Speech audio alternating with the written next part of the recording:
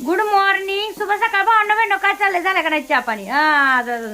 चला इकडे आज आपण करणार आहोत पनीर. मस्त पैकी पनीरसाठी मी हे बघा लसूण घेतलेला आहे, कांदा घेतलेला आहे, अजून टमाटो घेतलेला आहे, अद्रक घेतलेली आहे आणि इकडे घेतलेली आहे कोथिंबीर. तर आज आपण मस्तपैकी असं मटर पनीर करणार आहोत.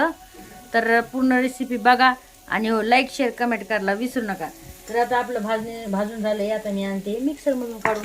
इकडे झालं आहे आपलं पनीर कापलं. हे बघा मस्त आहे ना. मला पनीरची भाजी खूप आवडते. तुम्हाला आवडते का नाही पनीरची भाजी? नक्कीच सांगा कमेंटमध्ये. तर इकडे आपण आता आपलं मसाला म्हणजे पनीर थोडं भाजून घेऊया, थोडं फ्राय करून घेऊ. कारण की फ्राय केलं ना थोडं छान लागतंय पनीर, त्याच्यामुळे दुसरं काय नाही. आता काढून आणू मसाला.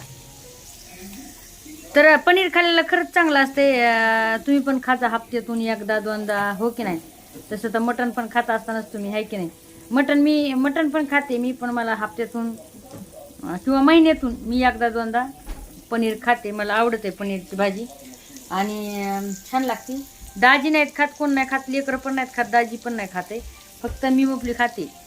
आणि ते बघा दाजी आहे दळण घेऊन.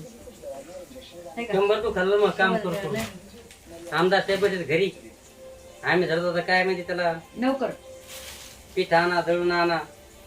बघा मग आता यांना जाणावं लागेल ना, सांगा बरं तुम्ही. कारण की काय होतंय माहितीये का, गाडी यांच्याकडे राहते आणि मग गाडी नसती, मग लेकर थोडा कंटाळ करतात ना. गाडी नाही, मग आजकालचे लेकर तुम्हाला माहिती आहे, त्यांना पायंदळी चुरू वाटत नाही, गाडीवर मस्तपैकी म्हणजे पळतात, पण याच्यावर नको म्हणतात, अशी गोष्ट आहे.